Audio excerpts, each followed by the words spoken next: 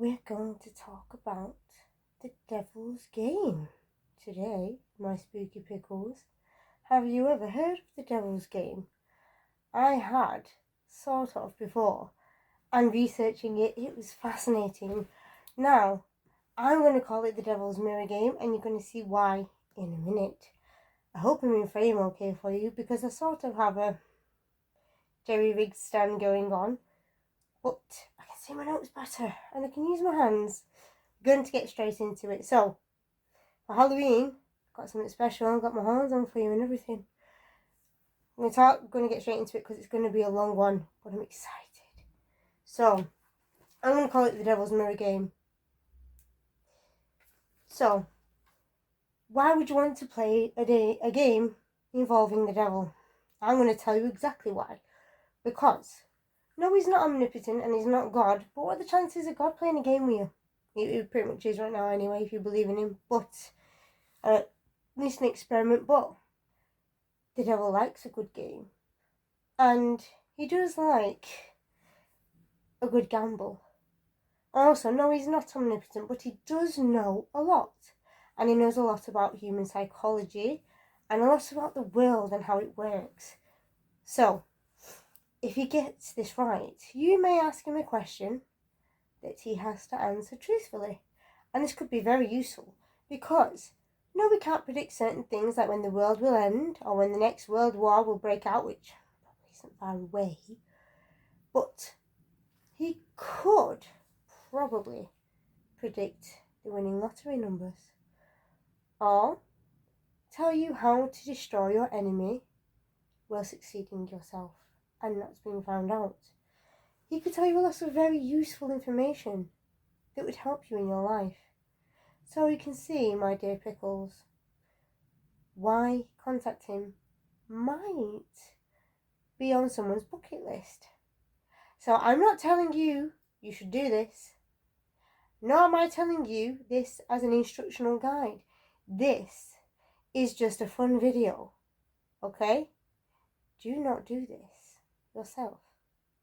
I take no responsibility if you choose to take part in any of the things I say today, okay?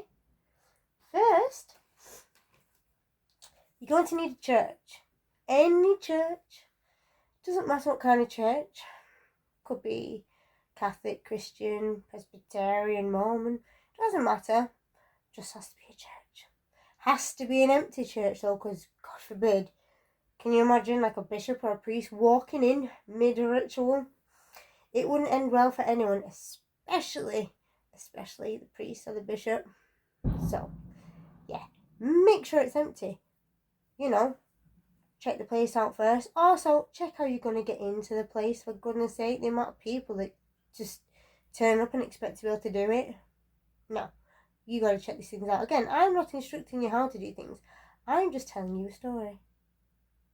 So, you need a church. You are going to find a specific area of this church. It could be the chapel, it could be the toilets, it could be the Sunday school room. It doesn't matter. But find a room where you can close the doors and the windows. Do not take any religious iconography with you. So those Gothic cross earrings you may have, or you may wear a crucifix necklace. No. You may not take these things with you. If you have a cross tattoo, I don't know if this will even work for you. Maybe cover it up. It might work, it might not. I don't know. So, but if you bring these things in, they just won't show up. So, there you go. You are going to need a full-length mirror. Some red string, ribbon, rope, thread. Doesn't matter as long as you can wind it and it is red. You need 7 candles, either red or white. This is very important. You need a full packet or canister, you know those tubes you get, full one of salt. You probably won't need it all, but it is always better to have more than less in case something goes wrong and you have to reapply things. Salt is very important. None of these things, by the way, are important to the ritual itself, but they're for your protection. So I would highly advise you do these things. Let me check my notes. I don't want to leave anything out. Yes, so you need to be set up by about 12 o'clock. You can push it to 12:15, but I wouldn't. 12 o'clock is very important. It doesn't really matter what day you do it on. A full moon or a new moon might be beneficial, but it's mostly just to do with mindset, really. 12 o'clock, though, is important. If you go past 12:15, it won't work. I don't know why. I don't make the rules. These are just the rules. So, you may not bring any electronics in with you.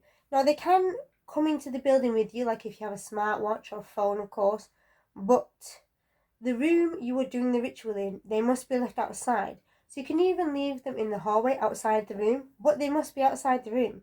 You are not allowed a calculator, a wristwatch even a sand timer. You cannot bring your phone, smartwatch, anything. It's worse than the GCSEs, honestly.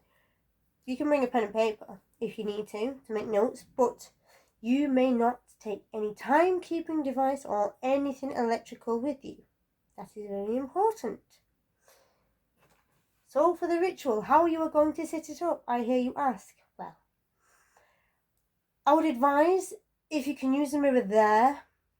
It's probably easier because, carting a full-length mirror and breaking into a church probably isn't the easiest thing. But if you can figure it out, then go for it. Again, do your research, because if you run out of time, you're going to have to start the whole thing another day. And then also, if people have seen you try to break into a church, might not be so easy the next time. Think smart. Again, it's just a story. I'm not advising anyone to do any of these things. So, you are going to set up the mirror. You are going to pour a full ring of salt around the mirror. No gaps, no breaks, no little thin bits. A full, good, thick circle of salt around the mirror. If it breaks, you must start again. So then we're going to get the candles, either red or white. 7. Place them around the ring of salt around the mirror. Also, for God's sake, the amount of people that have forgotten this. Bring matches or a lighter to light the candles. Because it's no good bringing candles if you can't light the things. No, I don't think electric ones count either. Make sure also that they're not just silly little tea lights. You need them to last for at least an hour. That's important. Let me check my list, make sure I'm not forgetting anything. Yes, you need to wrap the red string, ribbon, thread, whatever it is, wool, don't care. Wrap it around the mirror at least 7 times. Getting the picture, 7's important here. Wrap it around the mirror 7 times. It doesn't matter which way around you do it, as long as it's on the mirror, it's red, and it's wrapped around at least 7 times. Let me check my notes. I think we have everything there. So to summon said devil, Lucifer, or however you wish to refer to him, star of the morning, because that is actually what his name means, morning star. You are going to set your intention and think really hard about him appearing to you. Once you have that intention set, you close your eyes and count to 10. Up to 10, so 1, 2, 3, 4, 5, 6, 7, 8, 9, 10. Once you have in your mind that he is going to appear to you, you feel like you set the intention, open your eyes. When you look into that mirror, there he will be. Now don't worry, he's not going to look some sort of like Baphomet type creature from Sabrina, the newer version, not the Teenage Witch one, which was my favourite, by the way. He's not going to look like, red pointy horns and vampirish fangs. He's probably going to look very charming and very handsome or very beautiful. He could appear as a beautiful woman, or he could appear as a beautiful man. However is best for you, that is how he will appear. He doesn't want to scare you off, does he? But don't look him in the eyes. Because it's like a spider. There's always something going on. And, the eyes are the window to the soul. So don't stare him right in the eye. But do never take your eyes off him. If your eyes leave that mirror for just 1 second, and you lose sight of him once you look back into that mirror, he won't be there. Now you might be thinking, that's not so bad, the game's over. No. He's not in the mirror. He'll be in the room with you. Now, in the morning, when the police inevitably arrive, there won't be much left of you. Apart from a few blood smears or tattered pieces of clothing. So always keep your eyes on the mirror. He may try and trick you, also. He might act shocked like something's appeared behind you, or make a sudden noise, like big bang behind you go off. Do not look away from the mirror. Very important. Okay, let me check my notes. So, the game will start. He always initiates it, and you're probably going to be a bit dumbfounded and a bit awestruck when he first appears. But it is important when he appears that you say, I wish to play the question and answer game, once you've gained your composure. And he will, of course, oblige. He will start the questioning, though. He always starts with the first question. This can be any question. It could be hard, it could be easy, it could be personal. If he asks you anything personal, be careful. A, do not lie. B, be very careful. Very careful how you answer that question.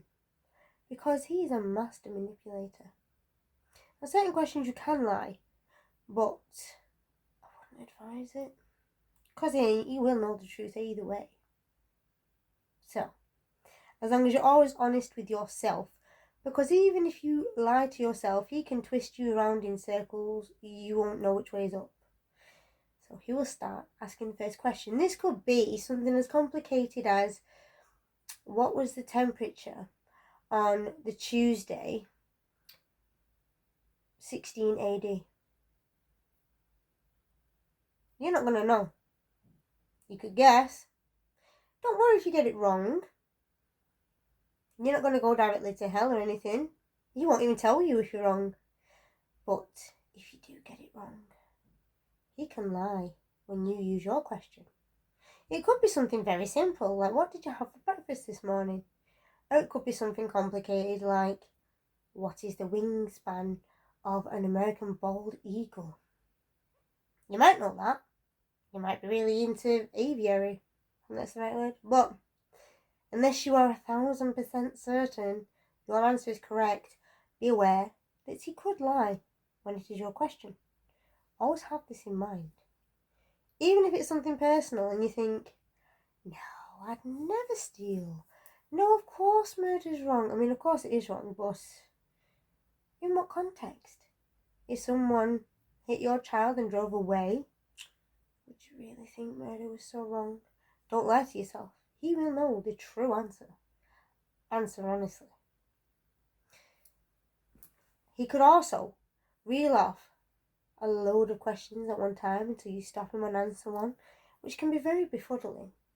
There is a way to break this, or to get a definitive, true answer from him when it's your question. Now this is tricky, but I'm going to tell you how to do it. But again, unless you're very apt at playing the fiddle, your chances of winning against this game of the devil are very slim. But again, it's your choice to make, dear Pickles. So, you say, I have a riddle for you. Make sure this is a riddle that has not ever been written down or known in history. You have to make this riddle up yourself, because if it is written down or known in any part of history or the world, he will know it. Now, it has to make sense. All riddles are a bit, but, I mean, you can't say, okay, what has two legs and hops, and then the question be a caterpillar, or the answer be a caterpillar or something. No. It has to make sense. It has to make logical sense. You cannot tell anyone this riddle. You cannot write this riddle down. You have to have made it up. Your ancestors were very smart. They ate from the tree of knowledge. Use your wisdom.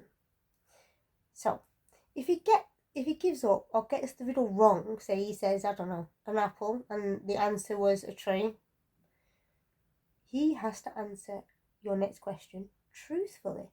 But, my spooky Pickles, if he gets it right, which he probably will, but you never know. If he gets it right, he gets a pass. And if he gets a pass, he may as well just give up, because he could already lie, and now he has the opportunity to, even if you get a question right, he could choose to use his pass and lie anyway. You see the conundrum you are going to be in.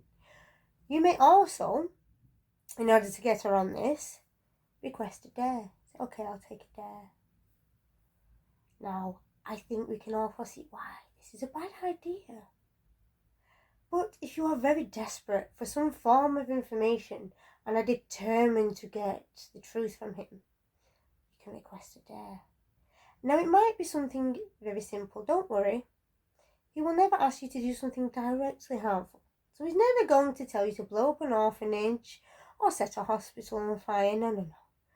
But he could dare you to do something really unpleasant, like cut off your best friend and never speak to them ever again.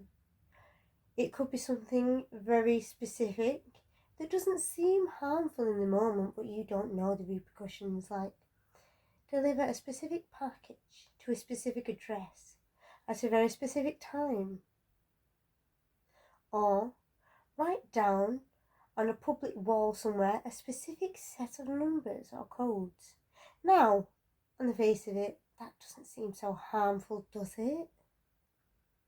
But it's really part of a bigger scheme he's got going on, and I wouldn't advise it. But again, I'm not giving this as instructions.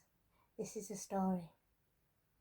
Okay, glad we all agree on that. So, you may take a dare. It could be something to cause a great deal of pain to yourself, like stab yourself in the leg with a butcher's knife. It could be something simple and seemingly innocent, but it will never be innocent. It can be something horribly painful to yourself, like hurting yourself or cutting off a beloved friendship. Or it could be something very simple and innocent, but really isn't. So always be careful. Also, for the love of Lucifer, never ever say you are going to follow through on a dare and don't do it. He will know, and there will be consequences. Just so you know. There you go. I'm checking my notes now. So, another very, very important rule. My lovely pickles. A moment. Now, there's a reason you're not allowed to take any timepiece in there with you. But it is vitally important you somehow are very aware of the time, because you must conclude this game, this ritual, within 66 minutes and 6 seconds. You like that? Again, I didn't make the rules, but he's got a sense of humour, hasn't he? If you do not, just to be on the safe side, I'd go to 66 minutes, leave to 6 seconds. But you need to find a way of keeping track of the time, because you think, oh, well, what's the worst thing that can happen if I go over? Well, I'm about to tell you. If you go over by just 1 second, everything will be finished. It'll all be fine. Make sure also, very important, when you've finished the game, you say thank you to the devil. You say thank you for your time. Thank you for playing this game. You say goodbye. It is very important to have manners. Manners cost nothing. When the game is finished, you stay looking at that mirror. The mirror will shimmer slightly, like the reflection of a swimming pool. It'll sort of look like that. Stay looking at it until you make sure the eyes you are looking at are yours. Very important. Once you've thanked the devil for his time and his participation, there we go, in said game, you blow out the candles, ritual's finished. But again, if you go over 66 minutes and 6 seconds, everything will look fine, it'll feel normal, but you'll go to open the door. There's the room you're in. There'll be nothing there. Just blank, white, nothing. Just a void. Can you guess what will have happened? You'll be in the mirror. He's trapped your soul, because you've gone over the time. And again, rules are very important things to follow. So, do not go over the time. Because if you're trapped in the mirror, that's where your soul is. Your body's out in the real world. Can you guess what's happened to it? Yes, the devil's took it out for a spin. Now, the devil's energy is very potent. It could give your body a heart attack. It probably won't outlast the night. You can, however, beg the devil to return your body back to you, but it is still his for the night to do as he wishes. He could mutilate you. He could cause great harm to your loved ones. Or he may do something very innocent seeming, like just go for a stroll, have a chat to some people, spread some influences, go to a bar and whisper in a few people's ears. Did you hear what they said about you? Cause a bit of mischief. He could also wander into a library and get the old occult book of rituals out from a very specific old section that people don't usually look in and place it in the young adult fiction section. He could also, write on a forum. Oh, I heard about this really funny game. You should give it a go. It's called The Devil's Game. Or, oh, this is a funny ritual. Drum up some fresh blood for himself. Because he does get bored of the same old things down in hell. He could also choose to film a video, giving people instructions on how to play said game. It's no fun just torturing people that are already in hell, isn't it? It gets a bit boring, really, doesn't it? He needs some new players to play with sometimes. Oh, look at the time. Yeah. It really does go quickly, doesn't it? Must be careful to keep an eye on the time, my lovelies. Anyway, I hope you enjoyed this video, and I will see you all very soon.